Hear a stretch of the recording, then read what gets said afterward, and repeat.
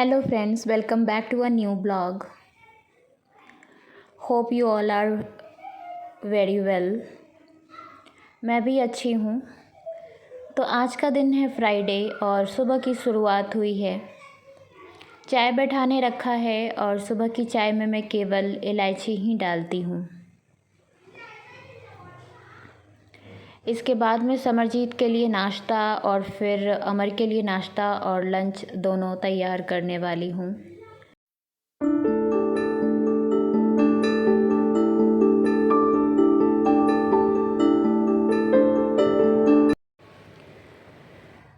इसके साथ ही मैं अब फ्रिज से वो सारी चीज़ें निकाल लूँगी जो मैं कल सुबह के लिए स्टोर करके रखी थी। जैसे मैंने सब्ज़ी कट करके रखा है, फ्रूट्स निकाल लूँगी जो मैं अभी इस्तेमाल करने वाली हूँ, और सैंडविच बनाने वाली हूँ तो सैंडविच के लिए जो मैंने फिलिंग्स रेडी की है वो निकाल लूँगी। इससे ये रूम टेम्परेचर पे नॉर्मल हो जाएगा। और इस तरीके से अगर आप प्रिपरेशंस कर लेते हो ना तो आपके सुबह के काम काफ़ी ईजी हो जाते हैं।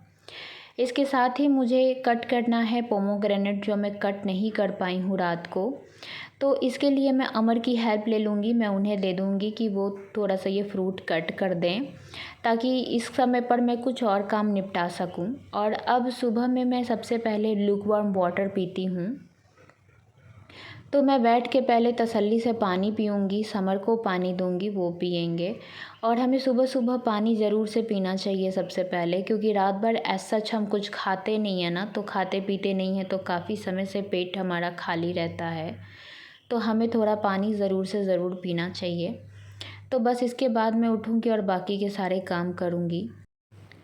तो फ्रेंड्स, इसी के साथ मैं बताना चाहूँगी कि आपने तो देखा ही होगा मेरा थंबनेल कि बिना मेड के मैं कैसे अपना काम करती हूँ।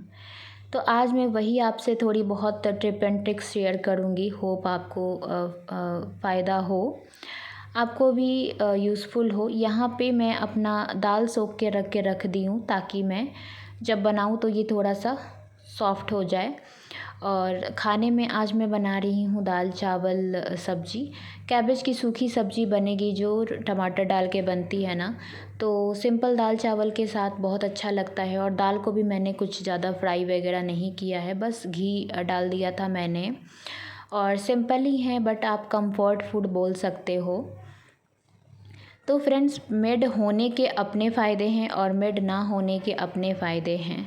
मेड्स अगर होती है तो आपका काम आसान तो होता है, बट आपको उन पे आश्रित रहना पड़ता है, किसी भी काम के लिए डिपेंड रहना पड़ता है कि मेड आएगी अभी तो करेगी। मेड नहीं होती है तो काम तो आप अपना कर लेते हो, लेकिन आपका टाइम जाता है, आपको श्रम करना पड़ता है, जिसे लेबर भी कहते हैं, तो काम करना पड़ता है। लेकिन हाँ, आप, मेरा तो ये मानना है कि आप एक्टिव रहते हो, है ना। और इससे आपकी काफ़ी फ़िज़िकल एक्टिविटी भी हो जाती है जो आपको अलग से नहीं करना पड़ता है। आपका घर ऑर्गेनाइज़ रहता है ना। आप घर को साफ़ सुथरा रखते हो, समय से काम हो जाता है, घर में अच्छी वाइब्स आती है, और घर में आप बीमारियों से परिवार के लोगों को बचा सकते हो। हॉस्पिटल्स के चक्कर कम लगते हैं, है कि नहीं। तो जो लोग ऐसे काम करते हैं वो मेरी बात से रिलेट कर पा रहे होंगे। अब मैंने समरजीत को मैं रेडी कर दूँगी। अगर मेरे पास टाइम नहीं है तो फिर अमर इन्हें रेडी करते हैं। आज थोड़ा टाइम था तो मैंने ही इनको रेडी कर दिया है। अब जैसे मैंने पोमोग्रेनेट कट करना मैं भूल गई, तो मैं पोमोग्रेनेट के लिए हस्बैंड से हेल्प ले ली हूँ। अगर आपका कोई और हेल्प करने वाला नहीं है तो आप थोड़ी देर के लिए हस्बैंड से ही हेल्प ले सकते हैं। और इंस्टीड भी अगर आपके पास हस्बैंड का हेल्प भी नहीं है तो फिर तो आपको खुद से मैनेज करना होगा। जैसे कि बहुत से लोगों को हेल्प नहीं होता है, वो खुद से अपने सारे काम करते हैं। मुझे भी बहुत ज़्यादा हेल्प नहीं है, बट अभी एज सच अमर कुछ कर नहीं रहे थे तो मैंने उनसे पोमोग्रेनेट कट करा लिया। मैं भी कट कर सकती थी लेकिन उसमें मेरा टाइम वेस्ट हो जाता, उसमें मैंने कुछ और कर लिया। तो यहाँ पे मैं समरजीत के लिए लंच पैक कर लूँगी और उनका बैग रेडी कर दूँगी। अब वो स्कूल निकल जाएंगे। और फिर इसके बाद मैं किचन में आ गई हूँ अमर के लिए लंच और नाश्ते की तैयारी करने के लिए। तो बस मैं जल्दी जल्दी सब्ज़ी छौंक रही हूँ और जो कैबेज मैंने कद्दूकस करके रखा था ना, तो इस वजह से कैबेज को बनाने में बहुत आसानी हो गई है। और लोहे की कढ़ाई में मैं कैबेज को फ्राई करूँगी। अब मुझे ऐसा लगता है, आप देख भी सकते हो कि लोहे की कढ़ाई में फ्राई वगैरह करना बहुत अच्छा होता है, बहुत आसानी से हो जाता है। और आप देख सकते हो फ्रेंड्स कि इसी के साथ मैं अपना काउंटर टॉप भी क्लीन कर रही हूँ। तो बस मैं ऐसे ही लगी रहती हूँ, साथ के साथ मेरे बैक टू बैक बहुत से काम चलते रहते हैं। जब भी समय मिल गया, इधर कुछ कर लो, उधर कुछ कर लो। तो जितने भी बर्तन हैं वो सब मैं बास्केट में धो के रख लूँगी। काउंटर टॉप को क्लीन कर दूँगी, जो भी वेस्ट निकला है सब्ज़ी वगैरह का छिलका वगैरह, वो सब मैं डस्टबिन में डाल दूँगी। डोर अभी बंद रखा है क्योंकि बहुत हवा आती है। साथ ही मैं वॉश बेसिन भी क्लीन कर लूँगी, ताकि कहीं से कुछ भी ऐसा कुछ गंदा ना पड़ा रहे जिससे कि कीड़े मकोड़े की आने की संभावना बढ़ जाए। साथ ही मैं जो कपड़ा मैं यूज़ करती हूँ किचन में, वो भी मैं बिल्कुल टाइम टू टाइम क्लीन करते रहती हूँ। इसी के साथ ही मैं बर्तनों को पोंछ के भी हटा दूँगी, क्योंकि क्या है कि अगर ये पड़े रहें ना, तो ये फिर पड़े ही रह जाते हैं और बहुत ज़्यादा क्लटर हो जाता है। तो इस तरह थोड़ा थोड़ा करते रहने से ना काम जल्दी सेटल हो जाता है। जल्दी तो सेटल नहीं होता, फिर भी थोड़ा टाइम तो लग ही जाता है। तो यहाँ पे मेरा खाना बन चुका है। दाल में बस मैंने घी ही डाला है और बहुत ही अच्छा टेस्ट लगता है। जो कैबेज की सूखी सब्ज़ी होती है ना, वो बहुत अच्छी लगती है नॉर्मल दाल के साथ। तो बस इसी तरीके से मैं घर को ऑर्गेनाइज़ रखती हूँ। और इससे क्या है ना कि आप फिज़िकली भी फिट रहते हो, एक्टिव रहते हो। मेड आएगी फिर वो करेगी, अगर सोचो किस दिन वो मुड़ ना आए तो फिर आपका क्या होगा? फिर आप ही को वो काम करना पड़ेगा। और टाइम जो बोलते हैं ना कि टाइम अभी बीत चुका होगा उस काम के लिए। अब जैसे हम इंडियन फैमिलीज़ में ये माना जाता है कि सुबह सुबह झाड़ू पोछा होना सही होता है। अब देख सकते हो आप कि मैं इतना सारा काम साथ में साथ करते करते भी मेरे साथ इतना, मतलब मेरे पास किचन में अभी क्लटर बाकी है। अभी मेरा काउंटर टॉप पूरा बिखरा हुआ है, कुछ बर्तन अभी भी निकल गए हैं। तो इस वजह से क्या है ना कि आपको, अगर आप लगे रहते हो तो काम थोड़ा आपका जल्दी हो जाएगा, है ना। तो मैं अब बस काउंटर टॉप को क्लीन करूँगी और जितने भी एडिशनल खाना है सबको स्टोर कर दूँगी अच्छे से, जिससे कि क्या है ना कि कीड़े मकोड़े का भी जो रहता है आने का, वो चांसेस कम रहेंगे।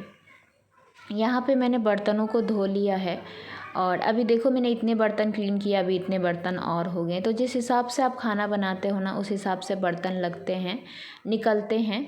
और यहाँ पर मैं अपने लोहे का तवा क्लीन कर रही हूँ, तो इसको थोड़ा सा रगड़ के क्लीन करना पड़ता है और इंस्टेड ये पूरा क्लीन नहीं हो पाता है। तो अगर आपको पता है कि लोहे के तवे को कैसे क्लीन करते हैं, तो मुझे प्लीज़ मुझे कमेंट में बता दीजिएगा। क्योंकि जितना भी क्लीन करो ये थोड़ा सा तो रोस्टेड जैसा रहता है। और मैं यहाँ पर ना ब्रिक का जो पीसेस आता है ना, उससे क्लीन कर रही हूँ। तो बिल्कुल मैं अपना जो किचन है ना, वो हमेशा मैं वाइप आउट करते रहती हूँ, जिससे कि क्या है कि फ्लाइज़, कीड़े मकोड़े, चींटियाँ जो है ना, वो काउंटर टॉप पे ना आए। तो यहाँ पर मेरा किचन अभी पूरी तरीके से सेटल हो गया है। और अमर ऑफिस जा चुके हैं और समरजीत स्कूल जा चुके हैं। तो अब मैं घर के काम धीरे धीरे करूँगी।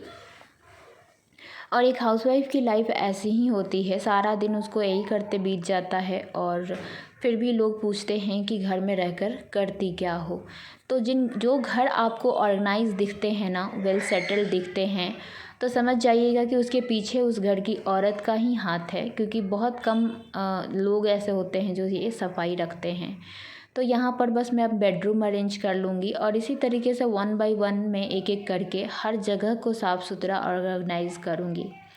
अगर सोचो हमारा घर ऑर्गेनाइज़ ना हो तो धीरे धीरे वो जो क्लटर बनता है ना, उसमें कॉकरोचेस और कीड़े मकोड़ों के लिए हम घर बना देते हैं और फिर वहीं से बीमारियां बढ़ती हैं और हॉस्पिटल के चक्कर लगने शुरू हो जाते हैं, दवाइयों का खर्चा बढ़ने लगता है। तो मैं कुछ काम रात को ही सेटल कर देती हूँ। जैसे ये सोफ़ा कवर मैं उठाकर झाड़ चुकी थी, अभी जस्ट में जब ये लोग बैठे हैं ना, तो थोड़ा सा मैं हाथ से साफ़ कर दे रही हूँ, बस दैट्स इट। उठाकर मैंने नहीं झाड़ा है क्योंकि मैंने रात को ही झाड़ दिया था। डीप क्लीनिंग की बात करूँ तो मैं मंथ में एक बार करती हूँ, या मैं हर दिन इतना साफ़ कर देती हूँ कि मुझे इतना डीप क्लीन ऐसा कुछ करना नहीं पड़ता। बस मेरा लिविंग रूम जो है ना वो समर बहुत ज़्यादा क्लटर कर देते हैं। तो यहाँ पर ये मेरा जो डाइनिंग टेबल है ना, इसको आज मैंने वाइप आउट किया है। ऐसे मैं ये नॉर्मली नहीं करती हूँ, पर मुझे लग रहा था कि बच्चे ने कुछ गिराया होगा यहाँ पर, तो इसको मैंने क्लीन कर दिया है। और ये जो रनर मैंने स्प्रेड किया है ना, ये मैंने खुद से बनाया है, येलो कलर का जो है ये। और अब मैं सारी चीज़ों को ऑर्गेनाइज़ कर दूँगी। सो फ्रेंड्स, इसके बाद मैंने झाड़ू पोछा किया है, क्योंकि डस्टिंग करने के बाद मैं झाड़ू पोछा करती हूँ। तो इस तरीके से मैं अपने घर को साफ़ सुथरा और ऑर्गेनाइज़ रखती हूँ। और जो सुकून अपने से काम करने में है ना, वो किसी और के काम करने में नहीं है। और मेड के अपने नखरे होते हैं, तो जिन घरों में मेड पे लोग रिले करते हैं वो समझ पाएंगे कि मेड कितना एटीट्यूड दिखाती हैं, कितने नखरे करती हैं वो। इतने नखरे तो एक हाउसवाइफ भी नहीं करती। वो अपना काम बहुत ही शिद्दत से, बहुत ही प्यार से करती है। उसका घर समझ के वो करती है, अपना समझ के करती है, और आपको बहुत सी चीज़ों से वो प्रोटेक्ट करके रखती है। तो बस मैं वही लास्ट में कहना चाहूँगी कि जो भी घर आपको सेटल्ड साफ़ सुथरा दिखता है, तो समझ जाइएगा कि इस घर की औरत ने ये सारा काम किया है। इस वीडियो का मैं यहीं पे एंड करती हूँ। अगर आपको वीडियो पसंद आई है तो आप लाइक कर सकते हैं। चैनल पे नए हैं तो चैनल सब्सक्राइब कर लीजिए। कुछ कहना चाहते हैं तो कमेंट बॉक्स ओपन है, कमेंट कर सकते हैं। सो मैं मिलती हूँ नेक्स्ट वीडियो में। Till that time, thank you so much for watching. Have a good day.